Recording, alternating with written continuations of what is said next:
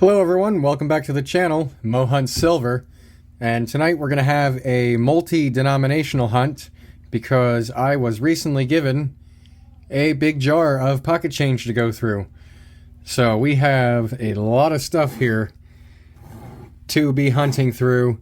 I'm not sure how much is really here. I have to get it all sorted and counted, but that will be the next step, and part of the next clip in the video is going to be sorting all this, but I am really interested to see what we can find in here because it looks like there is just a nice mix of everything from new to old and God knows what else.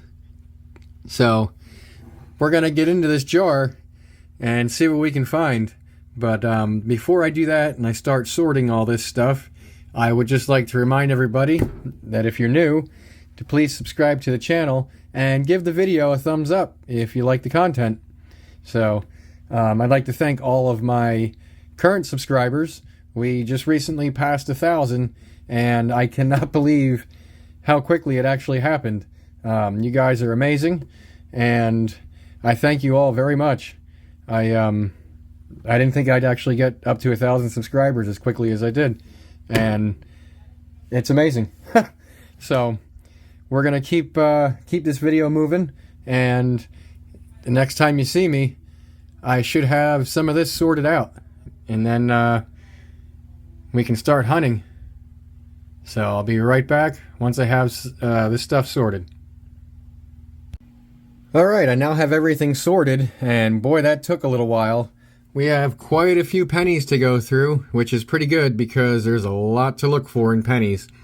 And then about the same, I'd say, in the rest of the denominations that were in the jar. Dimes, nickels, and quarters. And as we go through these, I think I'm just going to go right down the line here and start with dimes, then we'll do the nickels, the quarters, and the pennies. But before we start hunting through that stuff, here is the small pile of miscellaneous stuff that was mixed in the jar as well. So some of this, actually all this, is going to have to go back to the owner, probably minus the screw. We can just throw that away. But the rest of the stuff will go back to the owner, and they can do what they want with it. So, yeah, I think we'll start hunting these dimes, and there isn't really a whole lot to look for in dimes, but we will definitely be looking for silver. If we can find any proofs or any kind of errors or varieties that could be hiding in here, but yeah, you never know. So we'll just take a look and see what we can find in dimes to start out with. So I'll start searching through those and I'll be back if I have something. Alright guys, well, our first handful out of the dimes is going to give us a 1999 from Canada. So our first find will be a foreign in the dimes. Alright, move on to handful number 2. Well, handful number 2 is actually a pretty good handful. We're going to have 2 finds out of this one. And the first one is going to be a 1970 out of Philadelphia with the proof reverse, which you can see the lines in the flame here are much more defined. On the regular circulation strike, they're really mushy and you really don't even see any lines there at all. So the proof strike definitely has more detail, and this is the proof reverse right there. And then we did find a silver. We actually got a silver dime, 1964, and that's going to be out of Philadelphia. That's crazy, but I'll definitely take it. So we got some silver. Alrighty. That's good. That puts a smile on my face. So we'll move on to handful number 3 and see what that one can give us. Handful number 3 is going to give us a low mint 2009. And this one's out of Denver. I don't get too many Denvers over here on the East Coast, so it's good to see that. And happy to have it. We'll move on to number 4. Handful number 6 is going to give us another foreign. And it's going to be what looks like a 1984 Barbados. And that's going to be a 10-cent piece. Alright, so that's our second foreign. Okay, we'll keep moving, and we only have about another handful or two to go, so we'll see what else we can find. Our last couple handfuls gave us two more finds, and the first one is going to be another 1970 with the proof reverse, and you can see those lines right there in the flames that are not there on the circulation strike version. And then our second is going to be our third of the Canadian, or not Canadian, but second Canadian, but third foreign find in our dimes, and this one's going to be a 1988 from Canada. Alright, so that's not too bad. And we'll move on now to the jar of nickels and see what we can find in there. So I'll be right back as soon as I have something. Handful number one of the nickels is going to start us off pretty well. Our first find, we actually have two finds in handful number one, but our first one is going to be right here, a 1954. And this will be, if I can get it turned right, here we go, out of Denver. And then our second find, which I was very surprised. You guys see what that is right there? We have a buffalo nickel. This one is pretty worn, so we will have to see if we have a date. And boy, that's kind of tough. Wow, what is that? It's a teens, it looks like, for sure. Oh man. Okay, I think I see it there. 1918, I believe. I don't know if you guys can see it the way I have it tilted right now. But I think that's going to be a 1918 out of Philly. Alright. Hey, that's nice and old. We'll definitely take that. Alright, so that's handful number one. We'll see if we can find anything else in handful number two, because I don't believe there's anything else in this one. So, be right back. Handful number two is going to give us another older Jefferson, and we're going to have another 1954. And what do we have? And that's going to be another Denver. Alright, so that's two 54 Denvers and a Buffalo so far for the nickels. Alright, we'll keep moving. Just working the last part of handful number four, and we're going to have another older Jefferson here. We have a 1957 this time, and that's going to be out of Denver. So I believe that's a pretty common one, but we'll still take it and keep moving.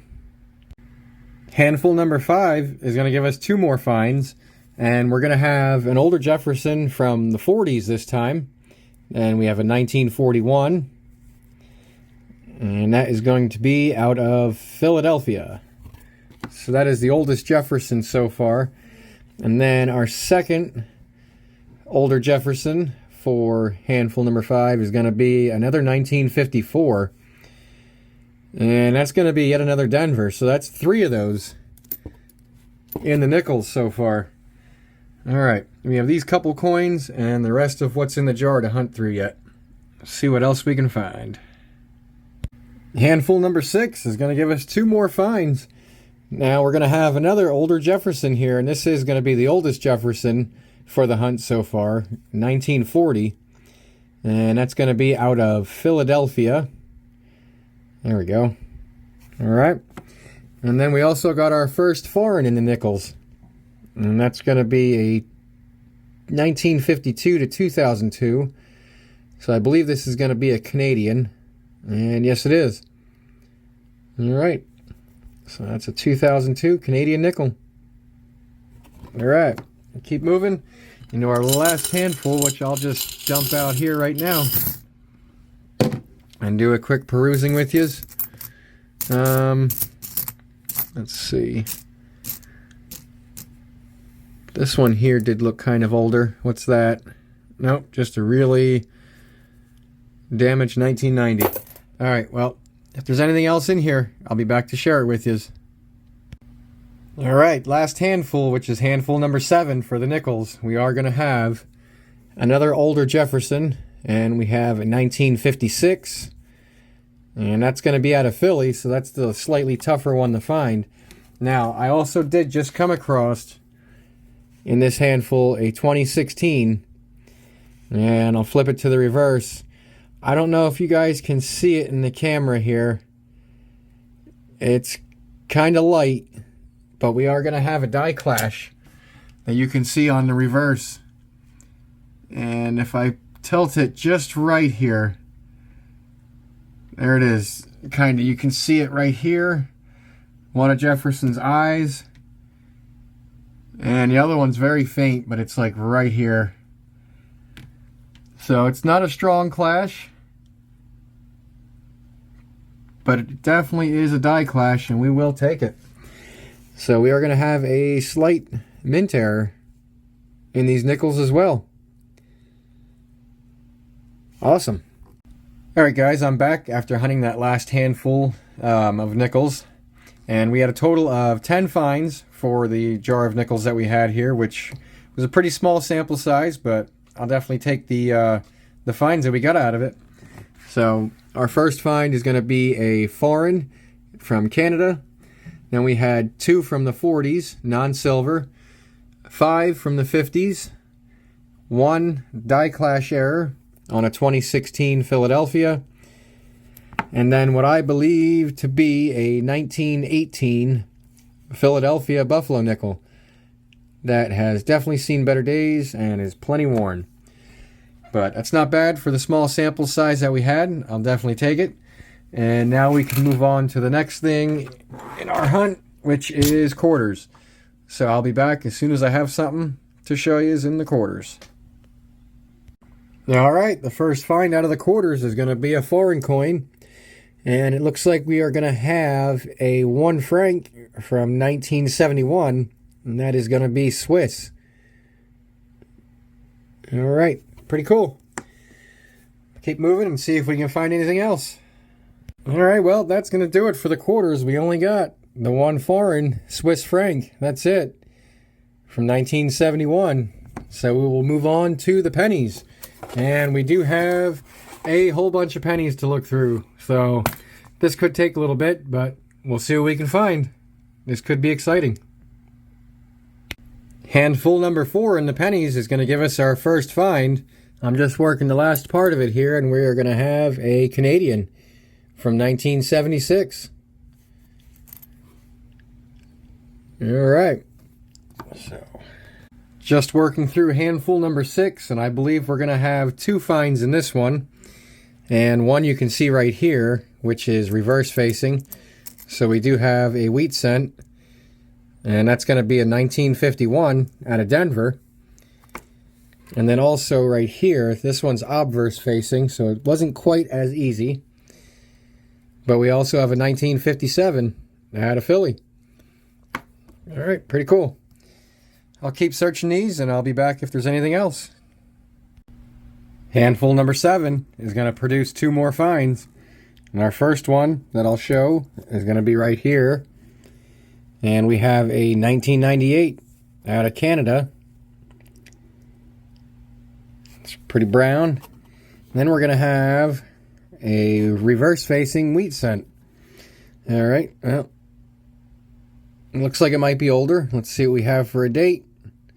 And yeah, it definitely is. Nice. 1928 out of Philly. Cool. That's a nice oldie right there. Alright. We'll keep moving, see what else we can find. Handful number 9 is going to give us another wheat cent. I saw this one already. We have a 1950 out of Philadelphia. And it looks like it might have a little die chip right here on the reverse, on the wheat stalk. So that's pretty cool. And I just saw this now as I was looking. We're going to have a second wheat cent. And that is going to be a 1946 out of Philly. Alright, so we got 6 wheat cents so far. Not bad. Alright, we'll keep moving, see what else is in here. Alright, handful number 13 is going to give us 2 more finds again here. The first one I'll cover is on the right side. And we're going to have another Canadian. That's going to be Canadian number 4. And it's a 1968. There we go. Look how dirty my fingers are from these pennies. These are some dirty, dirty coins. But we're going to have, this is wheat cent number 6 now. I was wrong before. On the last wheat cent, that was actually wheat cent number 5. So now this will be wheat cent number 6. And we have a 1919 out of Philly. So I believe that's the oldest one that we found in here. All right, awesome. We'll see if there's anything else in here and be back with a wrap-up. If not.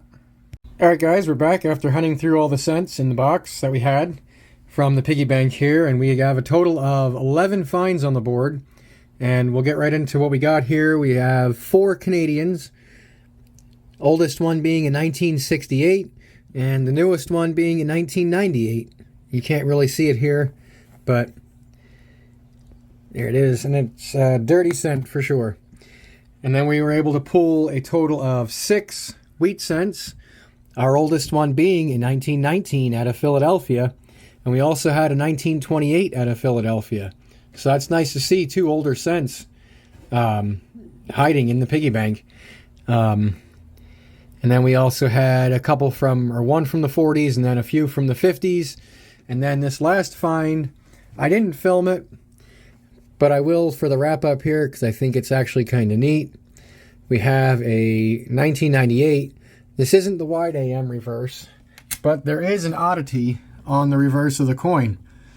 And you guys can see probably we have a large die crack going about halfway through the coin, I'd say, straight down from the O and of, right past the U and E pluribus, and then about halfway down to the building.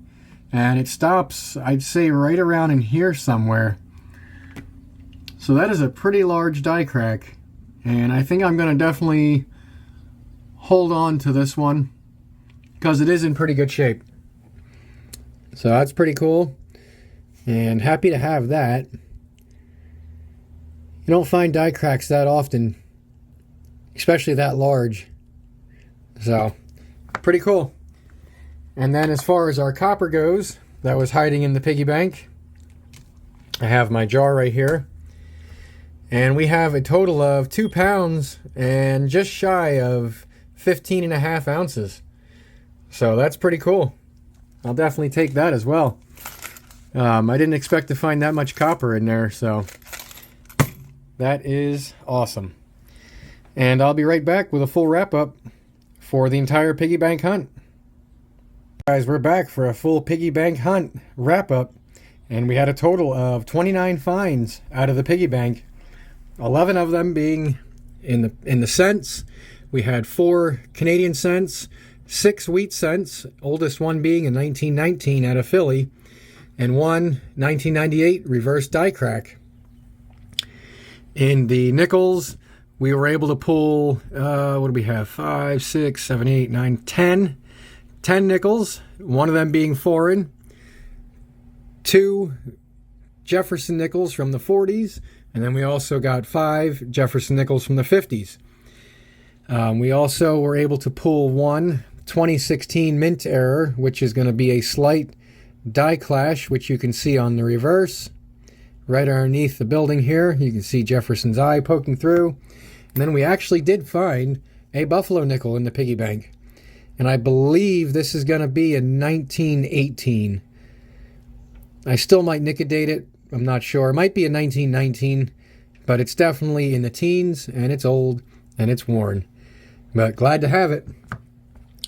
As far as the quarters go, we were only able to find one thing in the quarters, and that is going to be a foreign Swiss franc from 1971. And then in the dimes, we were able to find a total of 7 finds, 3 of them being foreign. We have 2 Canadians, and then 1 from Barbados, a 10-cent piece from 1984. We also pulled 2 1970 Philadelphia proof reverses. Probably not going to hold on to these, but because I always find them in horrible condition like this, pretty worn, and not really worth keeping. And then we did find 1 Low Mint 2009 out of Denver, which is awesome because it is hard for me to find the 2009 Denvers in my area. So glad to have that one. And then last but not least for the hunt, we actually did find some silver. So we're going to have a 1964 out of Philadelphia silver dime found in the piggy bank. And because it's silver, we can add it to our 2024 silver jar, which I will do right now. And there it is. So the jar is starting to get a few things in it. But we'll just have to see how much we can accumulate by the end of the year. And yeah, I hope it's I hope we can find some in half dollars when I hunt those. So, because that'll really add up quickly if we can find those. But if you guys enjoyed this hunt, which I think this was a pretty good hunt overall, please give the video a thumbs up. And if you like the content, subscribe to my channel. It's free. It doesn't cost a thing. And more subscribers are always welcome. So that's going to do it for the piggy bank hunt. And we'll see you guys in the next one. Have a good one, guys. And thanks for watching. Just a little bonus clip for you guys at the end of the video here. I did nicodate the buffalo nickel, and it is going to be a 1919 out of Philadelphia. So that's pretty cool. It's 105 years old. I'll take it.